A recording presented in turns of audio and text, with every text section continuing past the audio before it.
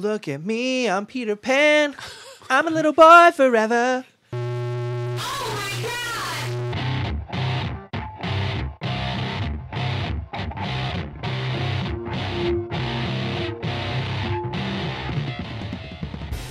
Welcome to everybody to episode 49 of the Serial Chillers podcast. I am your host, Jesse, and thank you for stopping by. Today, we bring a killer that has been very much requested many times. Not technically a serial killer, but we did it anyway. Everybody, welcome to the Ed Gein episode. Today, Dustin and Bigfoot battle it out for skunk ape supremacy once more. Who will win? I can't remember. Ed Gein, everybody. I'm very glad to have done it. It was a very fun episode. So sit back, relax, and enjoy episode 49 of the Serial Chillers podcast. And we're off to the races. Welcome to episode 49 of the Serial Chillers podcast. I'm your host, Jesse, and thank you for stopping by. We are here in the Super Network studio. I'm here across the internet from deep in his bunker buried underground. People are pinpointing his location. He doesn't know about it. But anyways, how goes it? Co-host Greg. Say he doesn't know, but he knows. he thinks I'm more woke than you think. And joining me here in the studio, a rematch so soon. What episode was it? Do you guys remember? 44? 43? 6? I think it was 46. I think it was 46. Okay, too. so this is episode 49, only 3 episodes later for the rematch. I am joined to my left. He's going to need a theme song before too long. Dustin. How's it going? They can't answer you. I think I'm that's talking more to than you. you said last I'm No time. one good. asked On about you, Jesse. I want to good. know about you. I'm well, thank you, Dustin. Okay. Thank you. I don't care. And sitting straight across from me, by now he's got his own theme song because he's been on more episodes than me, Bigfoot.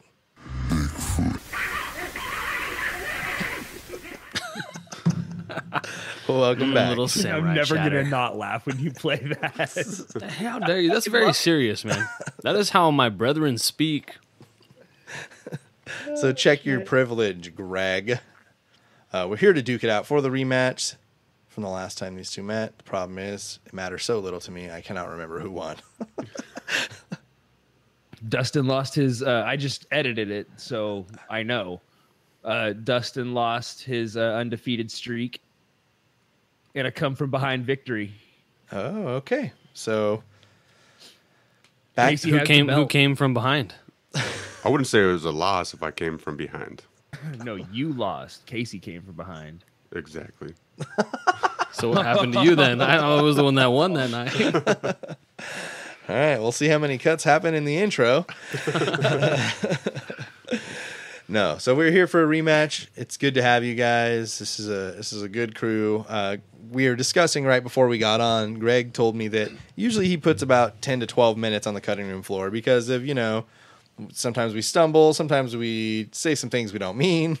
Sometimes it's just plain old we get on say it. some things we do mean. Yeah, sometimes we say some things we do mean. Sometimes we sidetrack and it doesn't add anything to the show.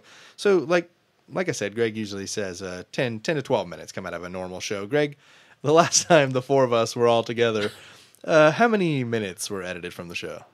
It was like 31 and some change.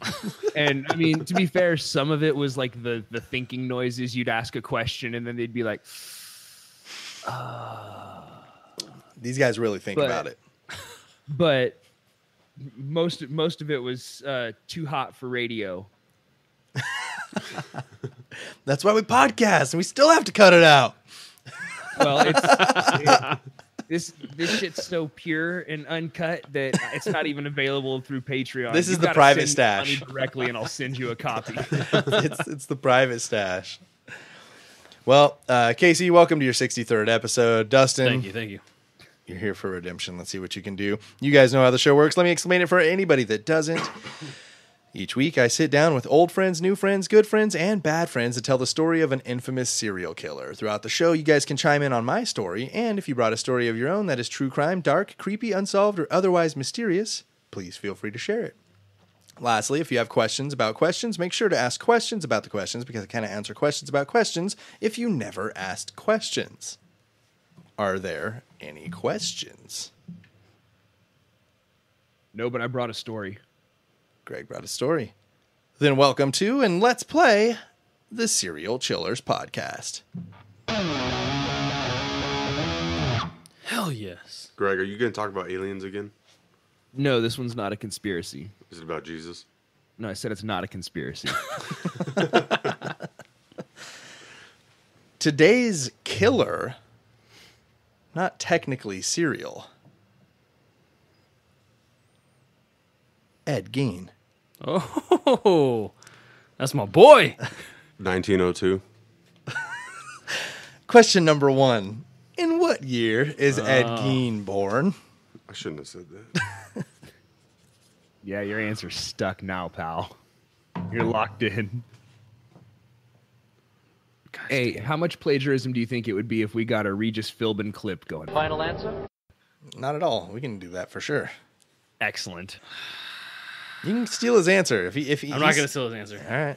Casey's not going to steal his answer. We're Does- just doing baking I'm noises. changing mine by 2 years, though. Okay.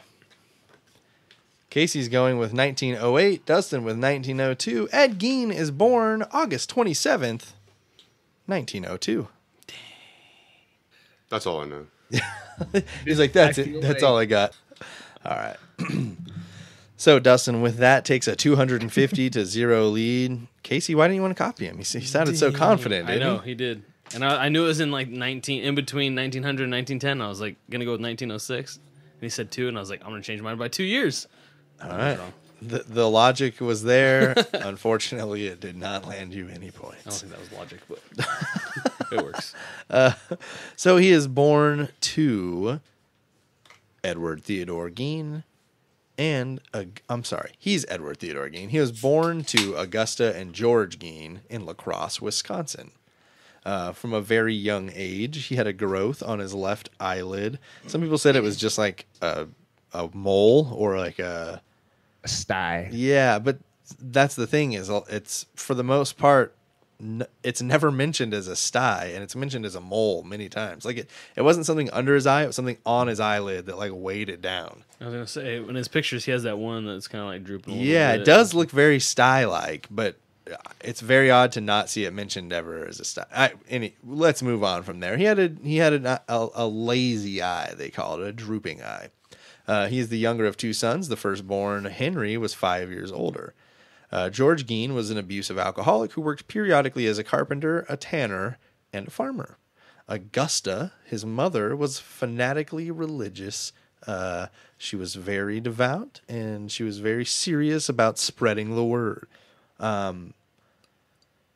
like to think that her husband was a professional tanner. He just laid out like, what's his name? George whatever. And was all crispy and came home all golden brown. And they're like, what the fuck did you do all day? And he's like, I've been tanning. That's not putting food on the table, but look at me. And look at the title I've got. George Gein, professional tanner. Yes, all of a sudden, La Crosse, Wisconsin is located somewhere in New Jersey. The only accent I know how to do. So Augusta was a big woman for the time as well. So she's very like domineering and very much in charge of the Gein household. In 1906, Augusta is supporting the family through a successful grocery business. They have a grocery store together, but George is a huge piece of shit, so he's not handling anything because he's drunk as fuck. So Augusta is holding that shit down and supporting the family in that way. I'm gonna go do inventory in the liquor aisle. No, why don't you go to the bread aisle? And then in the black coffee. So she's holding it down. And think about it too. It's 1906. She's just kind of trailblazing for a lady kind of running and owning the grocery store in town.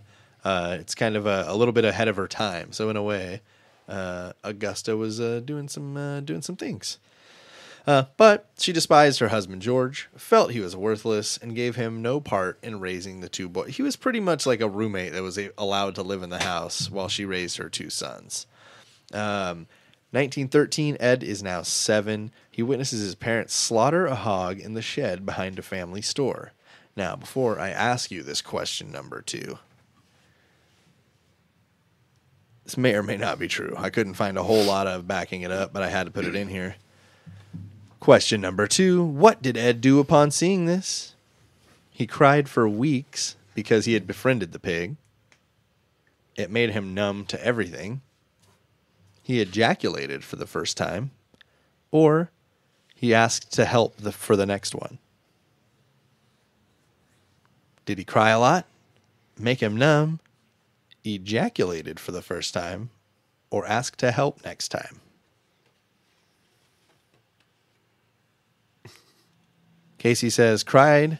Dustin drew a little penis ejaculating. Dustin's going to get another 250 points because in a few sources, Including my picture. including Dustin's picture. Now there's one more additional source to this. I just saw it on the Wikipedia. You saw that as well? What year was this? No, I saw Dustin's drawing. It comes up on the Wikipedia. Oh, it pops page. up already. 1913. Oh, okay. Yeah. So, what year would have that have all been acceptable in for you? No, I for some reason in my head he was still like 5 or 6 years old, and I was like, "What the hell? okay. How did that happen?" Well, he's 7. Okay. Yeah. So how did that happen? Some people are early bloomers. Could have been Yeah. Well, you said 1915? 1913. Yeah. My math is wrong. He would be 11 at that All point. right, all right. Yeah. Yep. So in what the fuck? Late bloomer. In 1914, the Geins moved to Plainfield, Wisconsin, to a 195-acre farm because Augusta wanted to move away from the immorality of the city and the sinners that inhabited it. Yeah. So out there, their closest neighbor was about a mile away. Augusta was pretty much of the thought that, like, outside their farm, everything was scum. Like, there's nothing to be had out there. She kept her sons very close and she would punish them for making friends. Well, we'll cover it a little more, but she kind of makes it her life goal to just really hold them back. Ed and Henry begin to go to school at Roche Decree Grade School, a tiny one-room building with 12 students, including those two. Ed is an average student, but an excellent reader. He was shunned and isolated at school because of his lazy eye and his shyness. He also, for a long time, had a lesion on his tongue. So I kind of had a really big, it was kind of hard for him to suck. So even as a kid, he had a weird thing going on with his eye and his mouth. And, kids, I like to think kids that, are fucking mean. Ed Gein sounded like that with the weepy eye and the. So, essentially at this point, he's really trying hard to make friends, but to make all of it worse, Augusta severely punishes him every time he tries to do less punishing him, more he says, I'm making friends with, whatever the Thompson kid. And she'd be like, oh, do you know what the Thompson kid's mother does? And, that woman is a whore and a charlotte. You can't be around that family ever. There is no way that I will allow a son of mine to be a friend with a kid like that. So every time he makes a friend, that's kind of the run. Oh, and you think you could be friends with that Satan-worshipping family? So she's really got him Did they worship Satan Foosball back is then? for the devil. Yeah, foosball is the. I love Ricky.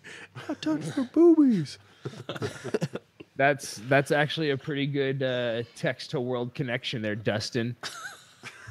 It's very similar to the relationship that his mom had in The Waterboy, very, very controlling like that, and almost brainwashing, which is a little foreshadowing. Well, I guess while we're at it, we should mention, because I don't think I put it in here anywhere officially, is that whether you've heard the story of Ed Gein or you haven't, you have in a way, because if you've seen Psycho, Texas Chainsaw Massacre, Silence of the Lamb, you have seen at least partially something of Ed Gein's life. Yeah. They even did that in there was touches of Gein in American Horror Story, which I don't watch it much, but and I might cut this out if it gives too much away, but I was walking through the living room one day, and Sam was watching American Horror Story, and I looked, and she was like, "Ew, he has a lampshade made out of skin." Oh, yeah. And I go, "Oh yeah, Ed Gein did that," and kept walking. Yeah, that's true. That's very true. I forgot about that scene. Yeah, there's a season 2 where they like pay homage like directly to some serial killers, I believe, if I'm not mistaken. Richard Ramirez is in it, and Eileen Wuornos is in it. And anyway, moving on from television, he's a great reader, and he gets kind of pushed around at school until he starts making friends. His mom punishes him for making said friends. He would come home crying because kids would bash on him and his alcoholic father because everybody around town pretty much knew about the beatings that his dad would lay down on him. So again, kids will be cruel. They're just like, "Ha ha, your dad's a fucking booze hound and beats you every day." I'd beat your dad's ass. Yes. My old man's sober, and I can kick his ass. Well, Ed's very sensitive. He's very, I believe, the word used in one of the books quite a bit is blubbering. He would come home crying to his mommy, and I think at this point he's 12 now. Yeah, he's 12. So he would, they'd make fun of him. Nanny, your dad fucking beats you, blah blah blah. And, which sadly I think for 1914 isn't like that far off par for the course. Like they turn around to another kid like, "Yeah, your dad died of polio." Like, so it's a rough time for him for sure because he's got some physical defects. He's a little shy. Your brother has rickets.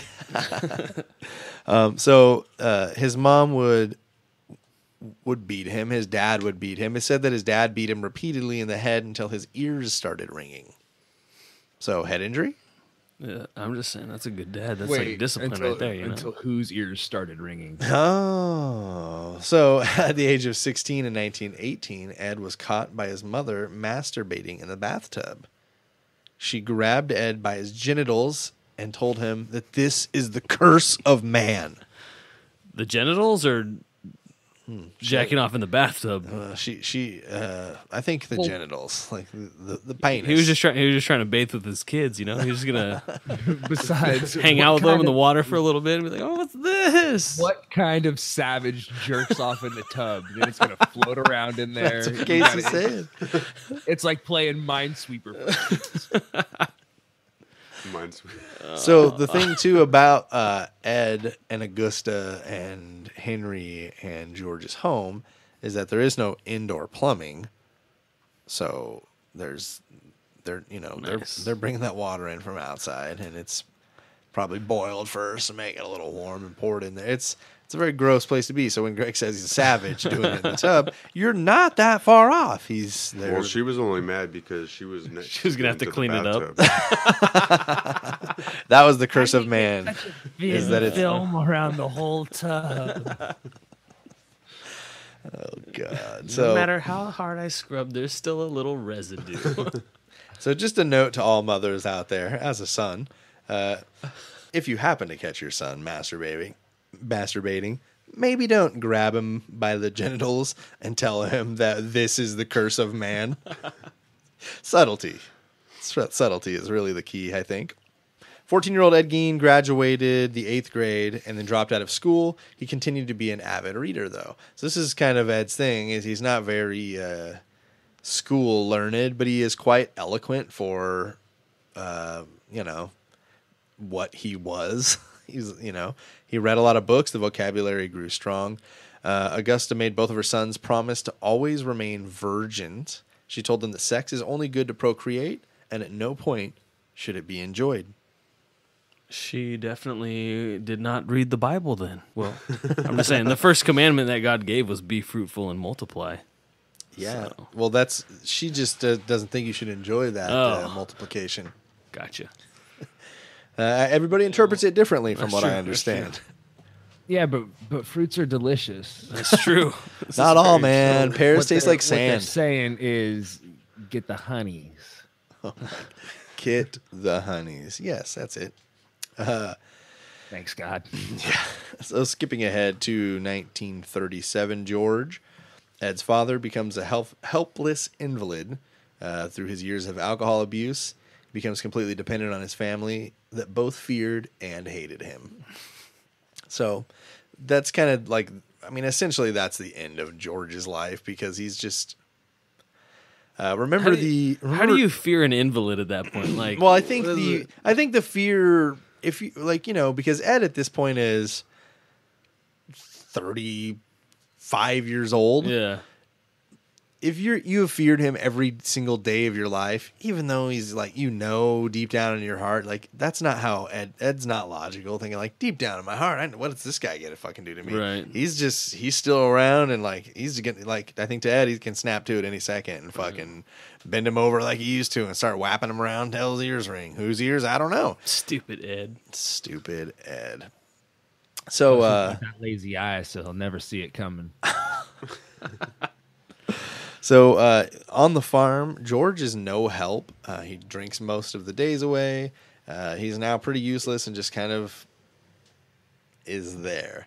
It was said that Augusta only chose him because of his height and that they would often get into slap fights over George's alcoholism throughout their relationship. So they'd have these like knockdown, drag out, open hand brawls.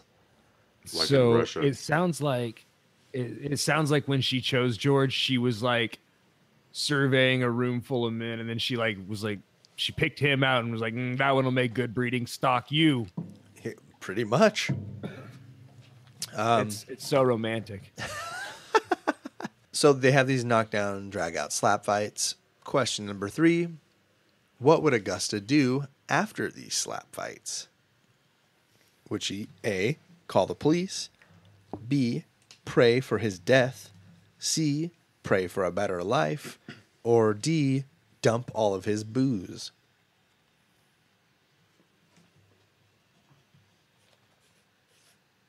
Call the police, pray for his death, pray for a better life, dump his booze. Dustin says dump his booze. Casey says pray for his death. Bigfoot on the board, 250 points, because it was said that almost immediately sometimes the slap fights would end, she would get back to her feet, drop to her knees, and immediately begin praying aloud for his death. So I don't know what the Bible says about that, but that's not very godly. Yeah, it doesn't seem... Do you think she had to stand up and then kneel down, or do you think if she was like on her back, she would just roll over to her knees? This is why you're the co-host, Greg, asking the real questions. Well, I mean, do you think it's like the act of getting down on your knees and praying, or do you think it doesn't really matter how you get there as long as you wind up on your knees? Man, yeah, I guess I just didn't know I was going to be asked this question tonight. I think I'd like to... Phone a friend? Greg, how do you get on your knees? One at a Quickly, time? I mean... All right, so we got a score of 250 for Bigfoot, 500 for the other Bigfoot, Dustin. Yeah, so Augusta is praying for her husband's death each time they get into physical altercations, which by all accounts seem to have mostly been antagonized by Augusta as well. She was much larger than George and therefore could do some damage. George, I think, had a little more skill in the poke and jab and would end up getting the upper hand most of the time. I like to think that she walks by and flicks him in the back of the ear or something. And Some just dweeb. starts. And even though I don't think at all that she was German, it's just hard to imagine this early 1900s woman named Augusta not just like having this thick German accent while ruling tyrannically over this family. And the big Danishes on the side of her head for hair. In 1940, a 38-year-old Ed Gein sees his father die of pneumonia. Fluid on the lungs at age 66 kills George Gein. Augusta attributed his death to weakness and referred often to him going to hell. So she would just tell her sons all the time, like, "What? Why are we worried? He went to hell, and he's where he belongs now." He was a little bitch. Yeah. I beat his ass. We're better off without him. You guys saw, I never lost a fight, really, though. Yeah. And I prayed for this. Don't fuck with me. See what I prayed for? Look what happened. It happened. Look what happened. I told him to suck it up, so he did, and it killed him. So Ed and Henry begin to take on odd jobs around town to make up for the income their dad used to bring in. I put air quotes around income. He didn't really bring in shit, but Augusta was making him do a little more work now than normal. Mostly they're handymen. Ed was often employed as a babysitter. He loved the company of children because they were easier to relate to. Both men were like reliable, very trustworthy people around town. In fact, I have a little clip here. A little tough to see, or a little tough to hear, I should say, because it's 1957 when it's recorded for the local news. But it's one of Ed's neighbors, and it's just one of the classic, like, hey, what do you know about Ed Gein? And we'll see how much you can hear, and I'll kind of tell you what he's saying too. How long have you known Mr. 7 years? What kind of a man did you know him as? Well, a man, he's a nice man, just like anybody else. The only difference I'd say in the man, he seems to be a little hot. So that was it. He's like, he's a nice man, not very strange. He's a little odd. Like, he's a little off. He's a little slow. In 1942, Ed is still eligible for the draft and has to travel to Milwaukee for a physical exam. He was rejected due to the growth on his left eyelid, which slightly impaired his vision. This was the farthest from home he had ever been, and the only time he would ever travel so far. Can you, co-host Greg, give me the distance between Milwaukee, Wisconsin, and Plainfield, Wisconsin? Yes. Because I imagine it's like a couple-hour drive. I think this is as far as... If that. as Ed Gein ever made it out. In 1944, Henry starts to really kind of give Ed shit about how much, like, he worships their mother. Like, dude, she's not that fucking great. They're both in their late 30s by now, and they're both still living at home, and their mother sits them down every night and reads them Bible passages and tells them a story from the Bible, and they like anticipate and look forward to their story every night. It's kind of a fucking weird situation. Well, they didn't have Milwaukee to MTV, Plainfield, so 4 hours, 41 minutes, 283.6 miles. Okay, so 600-mile round trip. Henry's sort of showing his skepticism to Ed. I don't know how long he's held it, legitimately, but he's finally telling Ed, like, hey, Mom is not what you think she is. And Henry's worried about how unhealthy it seems that Ed is attached to her.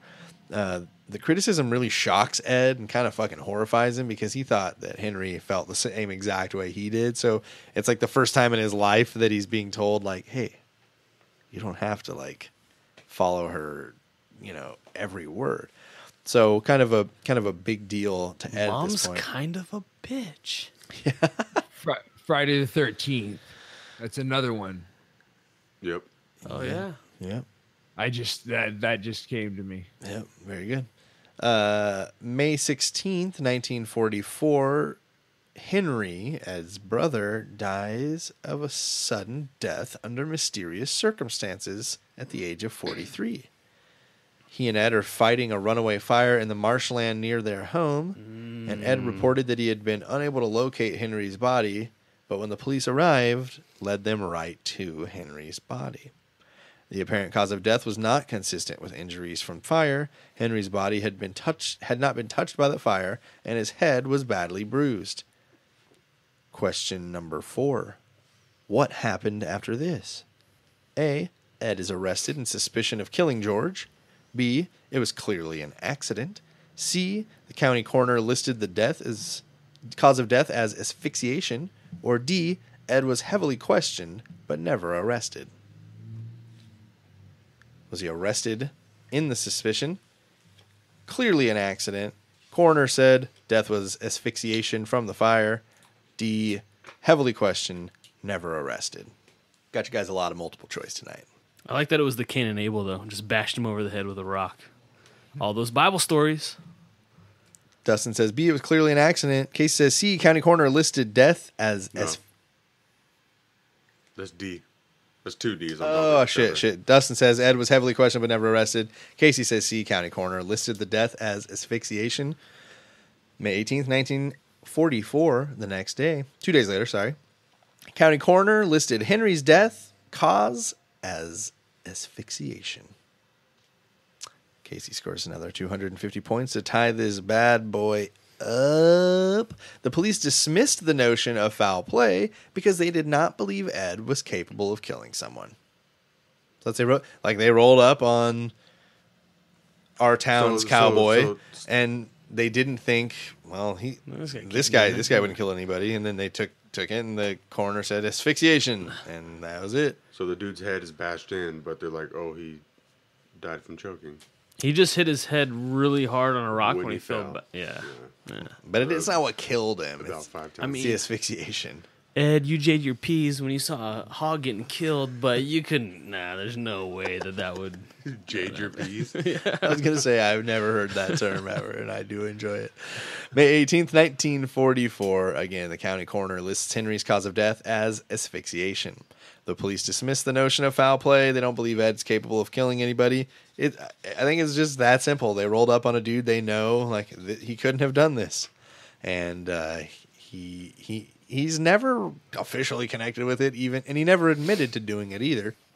Because later he'll admit to his, most of, if not all, his crimes. Greg is still rolling. I just want to say, maybe he did die of like smoke inhalation, and he was just like, he's dead. I'm just gonna bash his head in. F this guy. That doesn't seem so far off for Ed Gein that he would just be like, "Fuck you, George," and just like, you didn't love Mama. Say that about Mom. Okay, so it's a 500 tie. It couldn't be landslide. That wouldn't be proper. It's got to be. We got to take it down to question number 10 if we need it, which I made 10 tonight. So we got 6 questions to go, boys. I think some of them kind of come pretty quick here. I hope in my heart of hearts this winds up with an artistic challenge because I've already got it. You already have what? You're not going to draw. No, I already know what I want them to draw. Oh, I see. Okay. Later in 1944, Augusta becomes faint and sickly not long after Henry's death and has to be hospitalized. It turns out Augusta has suffered her first stroke. Ed would be by her side and take care of her through all of her needs. In 1945, Augusta becomes worried about Ed's readings. He's reading about things like head shrinking and grave robbing and a lot of books about human anatomy. She recognized the red flags of all the shithouse things she's done in her life. She didn't raise him up in those ways. The head shrinking ways, all right? That's this like is not our life. That's witch doctors. That's witchcraft. You can't. We're not like that. We're not part of that. Yeah, so it's she becomes a little concerned about it. She brings it up to Ed, but at this point he's gonna do whatever he wants to do. He's fucking 42 years old. That sounds like me and my mom. Like, I'll tell her something. I'll be like, "Hey, Mom, guess what the government's up to now?" And she's like, "Ugh, I wish you wouldn't. Like, can't we just have a normal conversation? It's Mother's Day. Just call me and tell me you love me." Just keep it to And I was yourself. like, You're like, oh yeah, Mother's Day. "Yeah, it's Mother's Day. Happy Mother's Day." That's why I was calling you. So all that Augusta can really do is express her distaste to Ed and hope that that's strong enough. And I don't think at this point it is any longer. December 29th, 1945, Augusta dies of complications from a second stroke at the age of 67. How would Ed immediately react? Question number 5. Would he fall into a pit of despair and depression? Would he board up her room for preservation? C, set fire to the farmhouse? Or D, celebrate after realizing that he was finally free? Fall into depression, board up her room for preservation, set fire to the farmhouse, or celebrate realizing he was free? So I know what he did, but I also know what I want to have happen. And those are very different things. That's 2 Ds, that's 1 B. Yes. All right, both answers B. Greg, what do you want to have happen? I want him to burn the house down in celebration and then down the house. Realize that he burned the house down and he now has no place to live. Stand there looking at the rubble like shit. What he actually does is award 250 points to both Dustin and Bigfoot because he did board up her bedroom in preservation. I believe there was also, he reacted by boarding up his mother's bedroom and sitting room to be preserved museum style as they had been when she was alive. So, weird. Lady does two things. She's got a sitting room and a sleeping room. It's like that old Mitch joke about bed and breakfast. He's like, eventually you're going to get hungry. I'm going to open up a chain of chair lunch dinners. We're going to be right across the street. Yeah, but you got to leave at 7 because you're not sleeping in the fucking chair. R.I.P. Yeah, R.I.P. So, he boards up a room, museum style. Like, I'm going to preserve this shit right here, and this is going to be my mom. This is the memories I'm going to have. Very early the next year, his already unkempt appearance starts to fall apart even more. People around town start to comment on how bad he smells.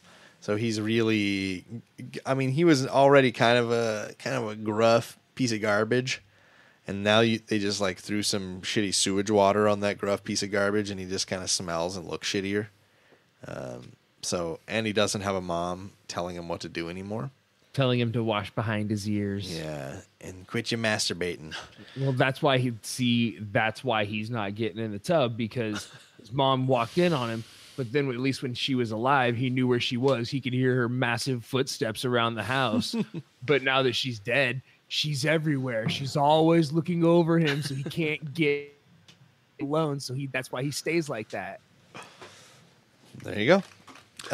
He continues to earn some wages off of odd jobs that he does around town. With the 2 boarded up rooms, they're never reopened again until his arrest. 1947, 18 months after Augusta died, Ed, driven by intense loneliness and what he later said to be strange visions, began to visit the cemetery where his mother was buried. After several visits, he began to dig up corpses. Question number 6. Who did he dig up first? Was it A, a random, B, a woman who looked like his mother, C, his mother, or D, a neighbor who had recently died? Was it a random, a woman who looked like his mother, or a neighbor who had recently died?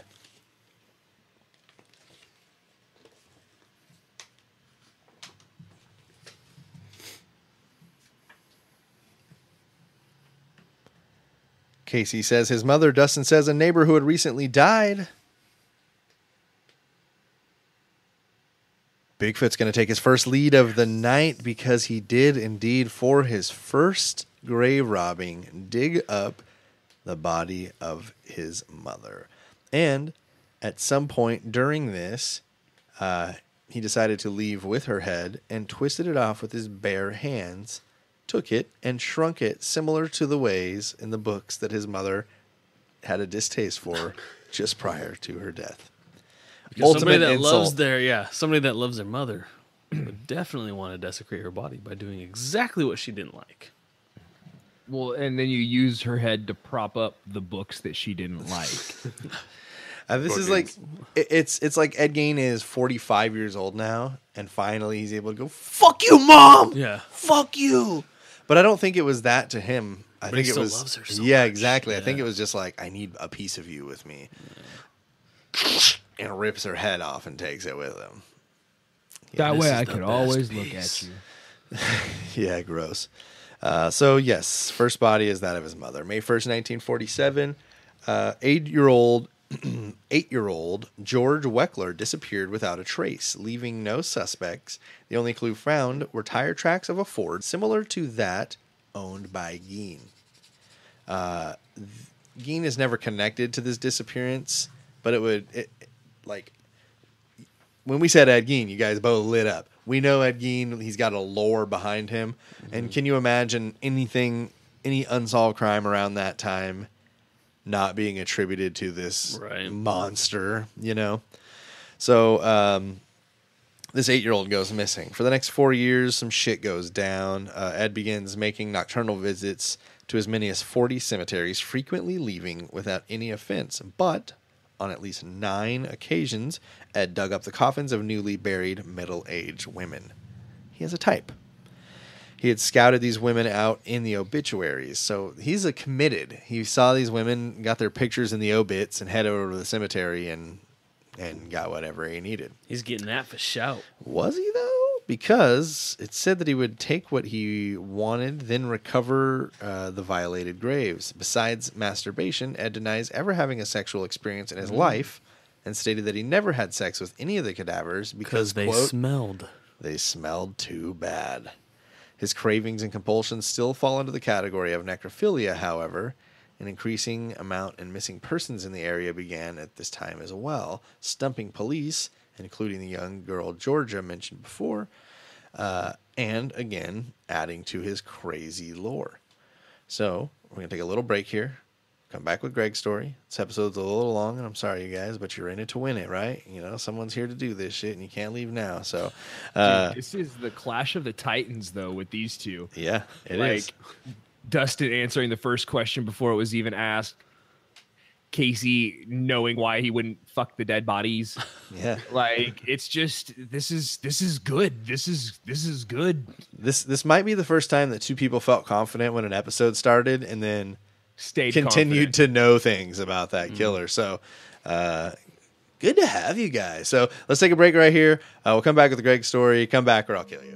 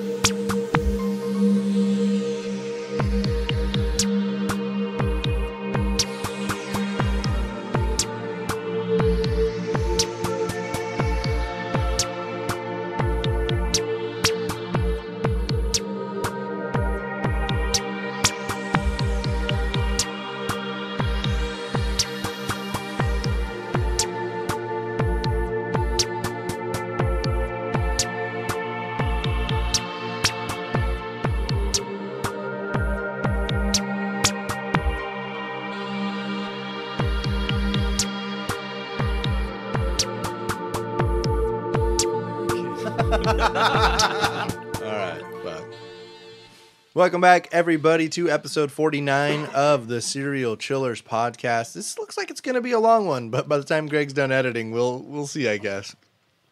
Speaking of co-host Greg, I hear you've got a story for us tonight. I do. What did Dustin ask?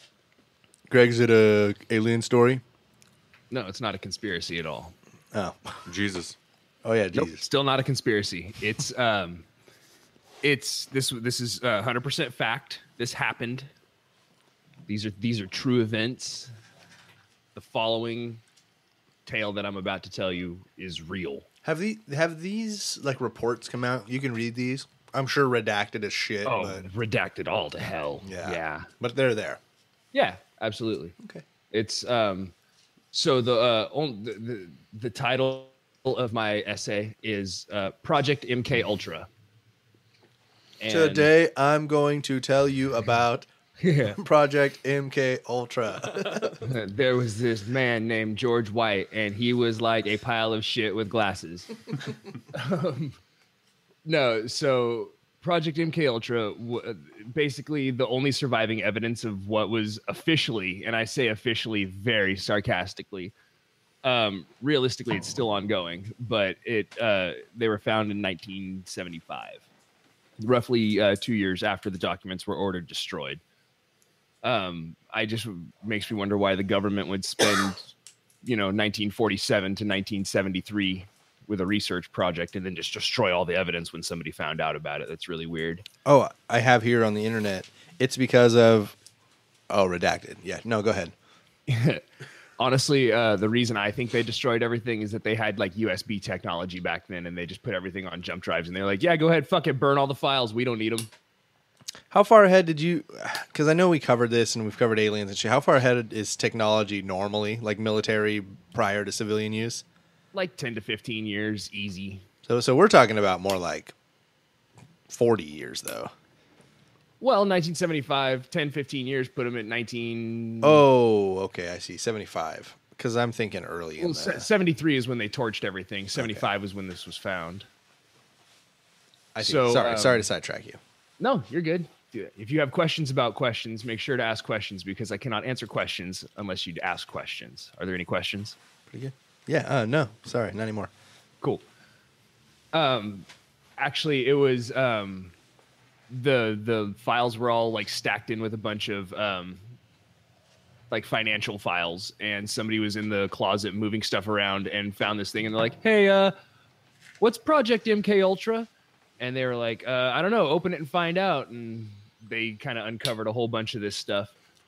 There's about 20,000 or so documents that were left unburned after they actually literally burned the evidence. It detailed the United States and Canadian governments using its citizens as unwitting test subjects. So yeah, Canada's in on it too. America's hat? Yeah, our neighbors to the north. Terrence and Phillip. A fart on your grave. The United States Armed Forces members were subjected to quote unquote testing, and no one was ever really informed of what was really happening.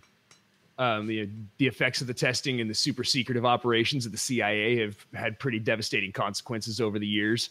I'll point you in the direction of Operation Fast and Furious, Operation Merlin, the Iran-Contra affair. And they were also responsible for the groovy 60s and the 70s. So, you know, all said and done, there was actually a little bit of good that came of it, but not a lot, really. Isn't this all through drugs? Some of it's through drugs. I'll get into some of the other stuff, but yeah, mostly drugs. Drugs are bad. Good. Yeah, like so 1947 it actually started with Operation Paperclip. The United States government was like, hey, those Nazi scientists that were working alongside Joseph Mengele, we should bring them over here and literally paperclip a new motherfucking bio to their motherfucking picture. And that's why it was called Operation Paperclip. I mean, before you had the internet, what else could you do? Use a stapler? Sticky notes. Right. Maybe not hire Nazi war criminals? I don't know. But you have to admit that the Nazi technology was amazing. It's not that the technology was the technology was advanced because they had no ethics. There was no moral compass. They pushed bodies to the absolute fucking limit without any consideration for, you know, the fact that it was a person on the other end of that. Like, they did awful fucking maybe they actually felt bad about it, but it was like, for the sacrifice of the greater good, we have to do this. I don't doubt that some of them did feel bad about it. Yeah. But I think that, I mean, I guess we're getting into something that's just really not for today. That's true. But that's yeah, true. but I'm with you there. Yeah, but they were definitely fucking people up. And the scientists, they'd already found like the limits of the human body through the sheer torture, inhumane treatment, and medically and morally unethical experiments. That's pretty much what the U.S. government was banking on. They were like, hey, cool, a lot of your research is really good. Why don't you bring it over here and work for us? And in exchange, we won't call you a Nazi war criminal. We'll call you Johann Smith. And the U.S. government, more specifically the CIA, wanted to try and devise a way to crack the human mind. And they started doing some really, really, really fucked up shit. And they succeeded with LSD. Yeah, a lot of it was unfortunately rape. Really, really violent, angry rape with a lot of drugs, adults and kids, and it was all used for political gain, and as well as securing quote unquote understandings with other countries. Basically, we've got pictures of you doing this really awful shit, and I will give them to everybody unless you cooperate and sign this. And they used it to get the upper hand, and they used it to secure a lot of funding. And that funding went to running more operations like this. And so the black budget was born. Also, I have that section titled, What They Do, Though. What that mouth do. They were also responsible for the invention of LSD because the German scientists were using the metric system and the U.S. scientists weren't quite used to it. That led to the dose of LSD being something like 1,000 times stronger than it was supposed to be. Wonderful. Yeah, because they confused milli and milla or something. And yeah, so they were dosing people with like crazy amounts of LSD. And that was the standard dose that they were giving to people. And there were some people that were forced to take LSD all day, every day for approximately 30 days at a time. They were forced, or after the first time they were like, hell yeah, just like give me some more. Some were. Some were. Well, I'll get into that too. But yeah, like some people were forced. There was also you know how like people say LSD helps expand the mind, it unlocks the mind, it unlocks the reality around you and shit like that. I've heard all that hippy dippy stuff. They were trying to unlock it and compartmentalize the brain and use it, you know, weaponize it. People were given sleep deprivation tests. They were kept awake for weeks. And I mean, anybody who's stayed awake for a few days knows how fucking weird things can get. After weeks, your entire reality is going to shift, you know? Like one day things can get fucking weird. When you've been up for like 24 hours, it's you remember how I used to sleep and like I'd be awake for 2 or 3 days. Yeah. You know, we all kind of grew up around each other, but Dustin and I, you know, spent a lot of like, you know, Friday nights. Can I stay at Dustin's house? And trying to fucking stay up all night. And then, you know, you get to like 3 a.m. and you guys are literally a shit show of just like, you're in the living room just laughing uncontrollably and nobody can even remember what you're fucking laughing at. And like, it's, you just become weird and delirious. And, you know, regardless of the fact that you're 12 or 15 or 17 or whenever you're doing it, it's like, shit gets fucking weird. So a torture where you're made to stay awake for. Yeah, I mean, I see shadow figures when I'm like sleep deprived. You know what I mean? But that's real, dude. It might be, but it's another dimension slipping in. But I have do. That for, yeah, when I don't have sleep, I podcast. do like all of a sudden I'll like come to real quick because I think I saw somebody like walk past me, or you know. No, that's real. You get that too? Yeah. It is creepy, but what? I think we have an episode of Anxious Extroverts on it. Yeah. Your brain basically can't process so much information at once, so it blocks out certain parts, but it can't have empty space. So what it'll do is it'll create something that you know there from what's already there. So if you see shadows, it'll turn it into a person, and it'll make it move because that's what your brain is used to people doing. Your brain's not used to people standing there. Or is it? So, well, I'm just going with the official government narrative. Yeah, I've actually heard like people that live like on a street similar to mine where you have to back out of the driveway onto a main road or like even any road, and they'll have just backed out right in front of a car because a million times their brain has seen that road that they've backed onto empty and not a car in sight. And even though the car is like very clearly coming and very easy to see, their brain just like doesn't put the car there. Right. So I'm not trying to explain shadow people away because I kind of understand what you're saying. It's fucking weird. But sorry, Greg, back to MKUltra. Shadow people. In addition to the sleep deprivation tests, they strap people down to beds and hooked them up directly to IVs and then pumped barbiturates into one arm and amphetamines into the other arm. And like, again, we're talking crazy doses, like not just a little bit. That sounds like a Friday night. Yeah. I mean, they were basically speedballing people to death and just, I mean, forcing them, you know. Are those people also on LSD? The people doing the testing? The people that are getting the barbiturates and the amphetamines? You know what? The fact that you asked that question makes me believe that some of them were, because I'm sure that's how some of their testing went. Was that guy on LSD when we did that? No. All right, bring another one in, pump him full of LSD, and then let's run it back. You know, but with a German accent. And speaking of, you know, fucking with LSD, these guys, one of the doctors asked the scientist that created LSD, he was like, hey, look, how much would it take to, I don't know, say poison the water supply of Los Angeles. Flint, Michigan. Right. At least they'd have something to drink. They were like, he was like, how much to, say poison Los Angeles? And the doctor was like, it can't be done. And he was like, what do you mean? They go, well, the acid would dilute in the water. Like nobody would get enough of a dose to feel anything.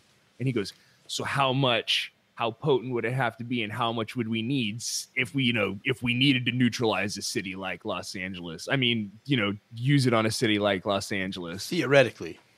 Yeah. And I guess he was given a figure. And also, coincidentally, a village in France had their entire bread supply laced with LSD. So everybody in that town who got their bread over like a 2-day period also got a healthy dose of mega LSD. Right. The good old days. When you got a little acid with your bread. People kept coming back for it. I have this section titled, oh, wait, hold on. Yeah, I have this section titled, Who They Do It To, though. The kids that were kidnapped at Bohemian Grove. Some of them were volunteers, like Whitey Bulger. Ooh. Yeah, Whitey Bulger volunteered while he was in prison. What is it? Ken Kesey, the author of One Who Flew Over the Cuckoo's Nest. One Flew Over the Cuckoo's Nest. This is them volunteering for Project Monarch, MKUltra. This was them volunteering for MKUltra testing. Timothy Leary, the dude who made like safe acid for like public consumption. Timothy McVeigh.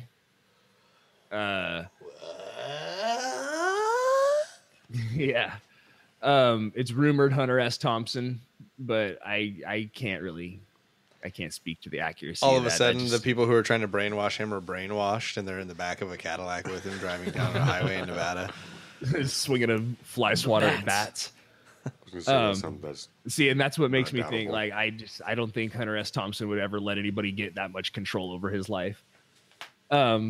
Also speculated is Britney Spears. Everybody remembers her public meltdown, and then her miraculous bounce back with little to no time. They attribute it to the reprogramming. More recently, Amanda Bynes did the same thing. Did she bounce back though? She hasn't bounced back yet. They're possibly a lost cause, a scrapped project. I see. Is this where Kanye comes in? Well, I was going to say I have Kanye West as the next name on the list. Since he started voting Republican, everybody's freaked out. That son of a bitch. No, there's been actually a lot of talk about Kanye all the way back to when he was hanging out with Donald Trump, like last year, 2 years ago or whatever, and with his bleached out hair and everything. And they pointed to Amanda Bynes dyeing her hair shortly before her breakdown. And it's like the Britney signal Spears to signify. shaving her head during her breakdown. It's always hair related. Well, it's just, signs that they're trying to control you. They're making you wear your hair like this. They're making you do this, or them trying to rebel so they don't have to. Who knows? And then it makes you wonder why all the celebrities all of a sudden. That's because in the 1950s, the CIA started Operation Mockingbird, and it was a plot to manipulate the way people think by using the media.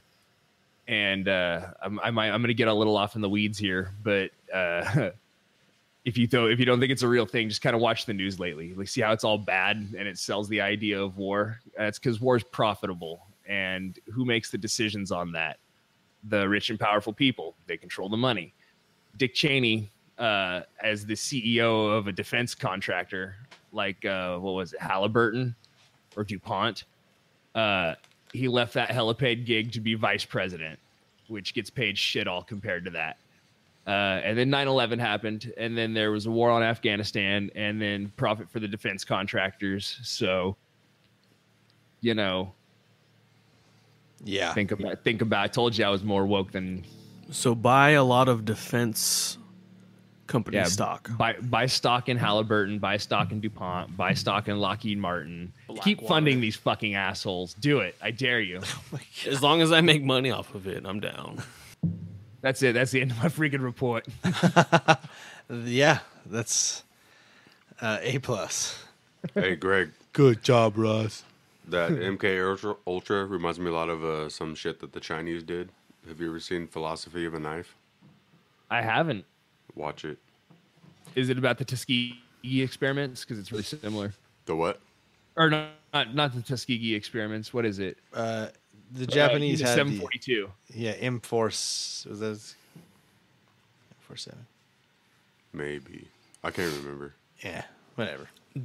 We'll cut this out. Just real quick, did MK I'll text it to Ultra have to do with the Philadelphia Project at all? Philadelphia Project. Refresh my memories. I don't When they remember. tried to like Teleport the boat. No, that was like an actual, like, they believed they invented a device. I think they were using like a device that like Okay. disrupted and like guys got stuck between Yeah, walls they said and that they shit. gotta get stuck and Yeah. The CIA invented a heart attack gun. So, That is true. Anything's possible. Like Kevin Garnett. Well, let's jump back into the lovely story of Mr. Ed Gein. If you remember, he's kind of heavy into grave robbing right now. It said that over his grave robbing career, he may have taken about 9 parts of bodies or entire bodies. And his last quote that Casey read for us so eloquently was that he never had sex with any of the cadavers because they smelled too bad. So, 1951, Ed visited a bar owned by a woman named Mary Hogan. She was a middle-aged woman that looked a lot like Ed's mother, Augusta, but she had a foul mouth with a trashy history. So she's kind of fucking ragged, badass bar owning bitch. What are you gonna fucking do about it? Like, she was the only thing that rivaled. Yeah, the only thing that rivaled his mother was her looks. But Ed becomes very transfixed with her. He can't help but really kind of be stuck to the idea of Mary Hogan. On August 26, 1951, he digs up Eleanor Adams, a 51-year-old woman who had been buried earlier that day. So he's striking on like the fresh shit now. That wasn't even hard to dig up. Just standing around waiting for the family to leave. Oh my God. On August 26th. Yeah, that's August 26th. November 1st, 1952, Victor Travis, who was 42, and his friend Ray Burgess disappeared with a car after spending several hours at a local bar in Plainfield. No trace of their car was ever found. While kidnapping men was out of character for Ed Gein, police still suspect he had a role in their disappearance. At the very least, it's again Ed Gein's lore just growing. On October 24th, 1953, Evelyn Hartley is 15. She is abducted while babysitting for family friends, and her father found signs of a struggle, including her broken eyeglasses, bloodstains, and footprints. Her panties and bra were found 2 miles south of La Crosse, and 4 miles further, a bloody pair of man's pants were found. Her body was never located, and it is thought that Ed was responsible for this as well. I don't know. I put all these in here because, again, I want to talk about his lore a little bit more than really anything else. But I don't know if Ed's out here murking down children and shit. But I think he really had like an affinity for children. I really do think that like it was like a Michael Jackson thing. It's easy to look back, and I'm not saying this is what happened, but a lot of people say like Michael Jackson had kids around because that was the only kind of people he identified with. Not because he was a fucking pervert. It was just the only people that. Because he didn't have a childhood. Yeah, he didn't have a childhood. Also because he was chemically castrated. There you as go. a kid. There you go. So he never. Gang the bang, Cigarette. But if that's the only thing you identify with, yeah, then you find that sexually attractive. Maybe. Look at me, I'm Peter Pan. I'm a little boy forever. Note to Greg, use that at the beginning. So, December 8th, 1954, Plainfield Tavern owner Mary Hogan, with whom Ed was earlier transfixed, disappeared from her establishment. Police suspected foul play because of blood on the floor next to an empty bullet shell casing. Ed would later reveal that he had been hanging out with her, drinking a bit, when he pulled the blinds to the bar and put a .22 caliber gun to her forehead and shot her. Question number 7. Ed has finally escalated. He is killed. How many more will fall victim to Ed Gein? All right, what do you get? We're talking about like how many murders, right? Not. Yeah. How many more murders are going to happen? Casey says 1 more. Dustin says 0 more. Bigfoot's going to stretch out his lead. It's 1,250 to 750 because Ed Gein is going to take 1 more, Dustin. He's going to take 1 more. Listen closely, my friend. Plenty of time left. That's just question number 7. I don't know as much as I thought I did about him. But you knew 1902. Like, so quick, son. So 750 to 1250, it's not out of reach at all. 3 questions remain. December 9th, 1954, the day after the murder, while working with Elmo Uick, he admitted to killing her and said that he had hung her up at his house. And I think he kind of said it like, you know. And Elmo's like, well, fucking dumbass old stupid Ed's just talking shit again, you know. And so nothing really ever comes of that conversation. 3 years later, November 15th, 1957, Ed is in the like local kind of general store, and he inquires from the owner, Mrs. Warden, and her son, who is working at the store at the time, but is actually a sheriff's deputy, about the price of antifreeze, because you can bring your own jars and have them filled up there. So he's kind of trying to decide which jar size do I need and can afford. Do I need Mason? Jug. Yeah, or jelly. November 16th, 1957, the owner of the local International Harvest Products shop and mother of Deputy Frank Warden goes missing. Bernice Warden disappears from her store. Sheriff Schley and Deputy Warden found the cash register gone, blood on the floor, and a .22 caliber rifle that was out of place on its rack upon arrival at the store. They also found a receipt for antifreeze made out to Eddie Gein, the last sale of the day. Now, I believe, if I'm not mistaken, he just brought the bullets. He didn't bring a gun. She sold guns. He brought the bullets, asked to see the gun. She handed him the gun. He put the bullets in the gun. He killed her with the gun. Then put the gun back because, don't leave a mess. Right. But he put it back sloppy, so he left a mess. He's not great at stuff. So November 17th, the next day, Sheriff Schley and Deputy Warden entered Ed Gein's house through a shed and summer kitchen. The receipt, the .22 shell, there was a lot of things that they felt were, and it's also 1957, they felt Ed Gein was their guy and they were moving on it. This is small town Wisconsin, 1957. I don't think they were like waiting for the judge to give them a search warrant. Plus, it was that guy's mom. Yeah, that's true. So they enter through it says shed/summer kitchen. So, Bernice Warden's headless corpse was found hanging upside down from her ankles, lashed to a wooden crossbeam. So what I read was that the sheriff and the son go in, and it's dark as shit in there because Ed has all the windows boarded up and blah, blah, blah. And they're kind of backing through, and all of a sudden, the sheriff bumps into like a body. He said he felt the weight, of the body, and he turned around, and that's how they found her. She was hanging from the beam, and he bumped into her in the dark. So, pretty violent. It gets slightly graphic from here. I guess just like slight trigger warning if you're here. She was split open from vagina to sternum, field dressed like a deer. In addition, the police found human skulls affixed to the post of Ed's bed, a box of seasoned organs, and furniture made out of bone and skin, and masks made from skin. The masks were the skin portion of the head that had been stripped away from the skull and preserved. His dad was a tanner.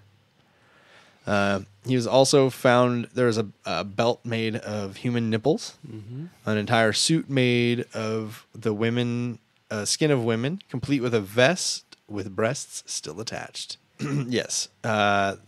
It's obviously a whorehouse. You guys want to share anything that you've heard? Because, there's a He wanted to become his mom, right? Yeah. Didn't he make a suit? He made the suit so he could be like his mom. It's very...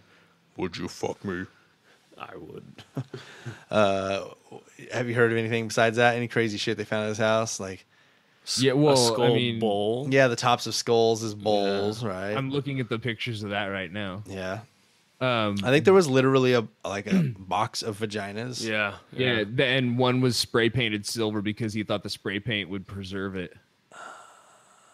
Logical back then. He was tired of it because what he would do with those is he would put them on. He would wear them. Yeah, he would get himself erect. He would slide that bad boy on, then put his clothes on over the top of it, and then that's what he would cruise around in all day. Like, damn, that's hot. So Can bad. you imagine the sheer will to stay hard during that? Oh my god. Just all day, otherwise it'll just, right down your pant leg. I mean, it's It's probably not as hard like as you wearing think, Greg. It's probably like a real nice leather jacket, What about the gloves? I'm looking at the gloves that are all poorly stitched around the outside, but they're made of human hands. Oh yeah. Ugh. Well, the next day after that, November 18th, 1957, after remaining silent at first because he has been taken into custody at this point, if we haven't made that clear, Ed finally begins to confess to killing Mary Hogan and Bernice Worden after he had just one request filled. What was that request? Was it for A, no death penalty, B, to have a cell by himself, C, milk and cookies, or D, a slice of apple pie with melted cheese on top? No death penalty, a cell by himself, milk and cookies, slice of apple pie. Kind of shows the two sides of Ed Gein. There's two things on there that kind of get him out of trouble, and two things are food. Dustin says C, milk and cookies. Casey says D, slice of apple pie with melted cheese on top. Bigfoot stretching it out again because Ed Gein's only request was very Wisconsin, a slice of apple pie with melted cheddar cheese on Aged top. cheddar. Do you suppose they let him use his spoon and his fork that were made out of bones? I probably let him wear his gloves. Oh my God. No, I don't suppose that. I don't. Casey has answered questions 3 through 8 correct. 6 straight there for you, buddy. 2 questions remain. Dustin, let me look here really quick. Both are... no, sorry. One is 50-50, but the other is going to be open-ended, so if you nail it, it's for a G-bar. The first one wasn't, because I knew you guys would know too much. Make it a tie. Come on. Yeah, so we'll. I don't know if it What's can. the score right I don't now? think it can tie. It's 1,500 to 750. Yeah. So you need that G bar real hard. Okay, so. Okay, so after he admits to it, an autopsy report reveals that Mrs. Worden died of a single gunshot wound to the back of the head. She trusted Ed. She handed him the gun. He put the bullets in it. She had her back turned to him because, like an Ed Gein, why would I have to worry about it? And she got shot in the back of the head. Search of the 195-acre farm property begins and lasts over a week. November 22nd, 1957, Ed was taken before a judge, technically being charged with just robbery. The murder charge was held back in order to determine his sanity. On November 23rd, the psychologist and psychiatrist who interviewed Ed asserted that he was a schizophrenic and a sexual psychopath. On November 24th, 1957, the graves that Ed supposedly robbed were all opened, and the grave of Mrs. Adams, the entire body that he stole, was found to be empty. So his stories are lining up as well. November 29th, 1957, deputies find more bones buried in a trench on Ed's farm. One skull had a gold tooth and was believed to be the skull of a man. Remember we talked about those 2 guys who went missing in the car, blah, blah, blah. They think that this is one of those gentlemen from earlier. December 9th, 1957, Ed complained of memory deficits during an interview with Dr. E.F. Schubert in the Central State Hospital. So he's 57, he's 55 at this point, and he's starting to man, I just can't remember like I used to. December 12th, 1957, Ed was interviewed by E.F. Schubert. Schubert found that Ed had an abnormally magnified attachment to his mother. What? You don't say. Well, you say, what, Schubert? Where'd you get that degree, Dr. E.F.? Her head was just boarded up in this room. On December 17th, 1957, the judge received a packet from the Central State Hospital stating that Ed was, in fact, insane and should be permanently committed to the hospital. On January 6, 1958, Ed's sanity hearing starts. He's declared legally insane and was recommitted to the Central State Hospital indefinitely. March 20th, 1958, Ed's farm and personal property were scheduled for an auction on March 30th, but were destroyed in a fire during the early morning of that day. So I think that was just one final fuck you to the Gein family as someone went and burned that shit down so they would get nothing to pay away any of their debts. January 22nd, 1968, after spending 10 years in the institution, Ed was determined competent to stand trial, and the proceeding began. It took 9 months to pass the preliminary matters such as suppressing evidence, filing for briefs, and appointment of counsel. On November 7th of 1968, 10 months later, the actual trial started and lasts for 1 week. 1 week later, November 14th, 1968, Ed Gein is now 66 years old. He was found guilty of first-degree murder for the shooting of Bernice Worden, but the court also found that on that day, the day of the shooting, Ed was not sane. Therefore, the court concluded that Ed was not guilty by reason of insanity and was returned to Central State Hospital. In February of 1974, Ed filed a petition with the Washara County Clerk of Courts claiming that he had now recovered his mental health and was fully competent and there was no reason he should remain in any hospital.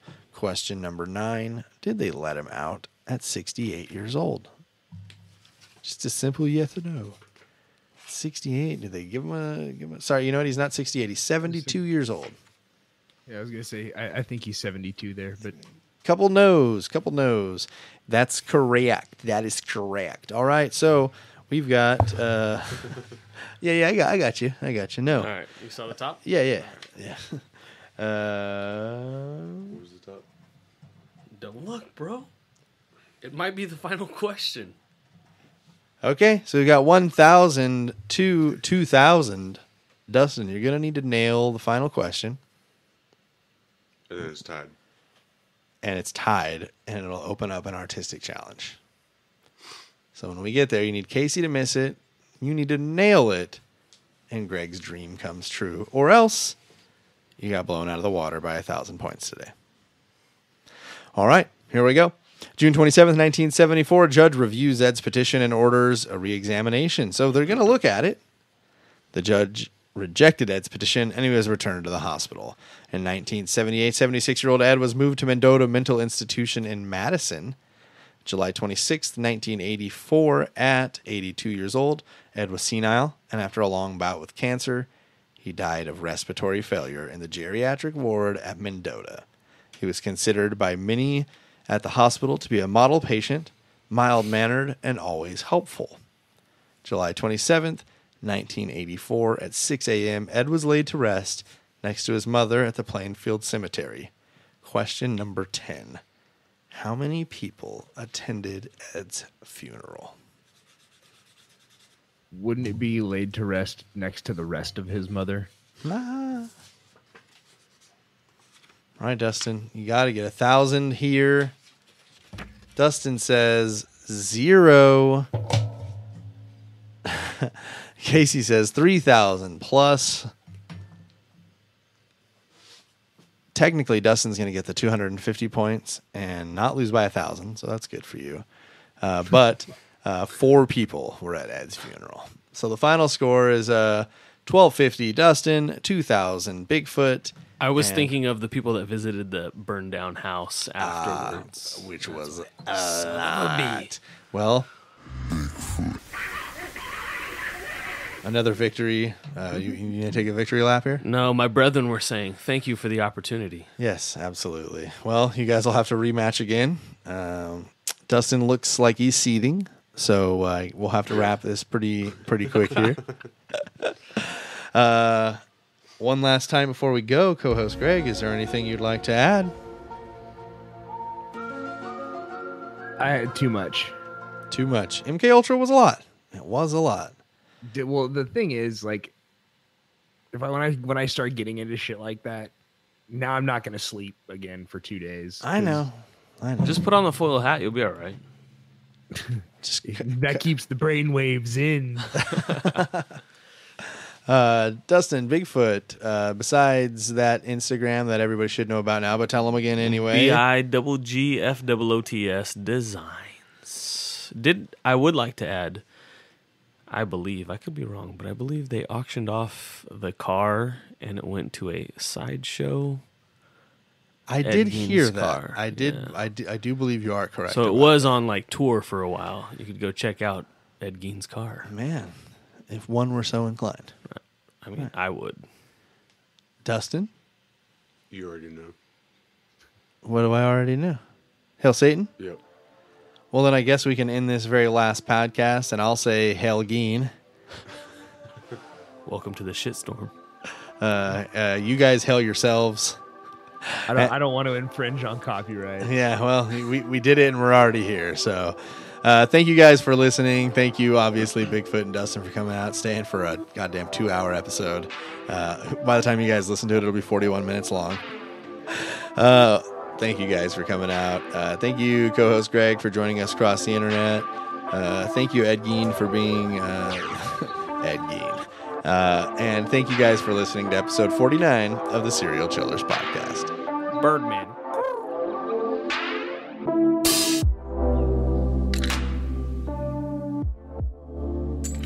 That was episode 49. Thank you guys so much for sticking in there. Ed Gein, a legend as far as serial killers go, inspired a lot of film writers and creators to create some of, my and your, Greg, favorite horror films. Yes. Ed Gein, realistically, I think was just a very sick and lonely man. I almost hesitate because it's so documented how sick and lonely he was to stamp him certified fuckface. But we're gonna go ahead and do it anyway. Thank you to Dustin and Bigfoot for coming out once more. Reach out to the show if you guys. Men. What's that? Speaking of sick, lonely men. Yes. Reach out to the show once more if you would like. Greg, tell them how they can do it. You can go to Facebook at Serial Chillers Podcast. You can go to the Facebook group, which is Serial Chillers Podcast. It's closed. Wait for acceptance. Probably get let in. Probably. You can go to Instagram at Serial Chillers Podcast. You can go to Twitter at Chillers Podcast. God, I hope you're writing these down because there's so many ways to stay in touch. You can email us, serialchillerspodcast@gmail.com. You can call or text the voicemail line, 1-805-666-2513. Serialchillerspodcast.threadless.com is the dopest way to stay fresh with all of your Serial Chillers merchandise. Don't miss the boat. Get left behind. Serialchillerspodcast.threadless.com. You can also support the show at patreon.com/serialchillerspodcast. You can give as little as $1 a month, as much as you really want. And, do that. It keeps the show afloat. It really does. And I really, like we always do, want to thank everybody for giving to the Patreon and everybody who's even thought about it. But you should go give to it. Thank you. Thanks for doing outros with me now, Greg. It's nice to have somebody. I was tired of being alone. It's not that you were alone. It's just that I wouldn't say anything. I would still sit here and watch. It's just... That's true. That makes it more weird. Yes, the glow of the cigarette in the corner. Yes. So everybody, remember, don't talk to strangers.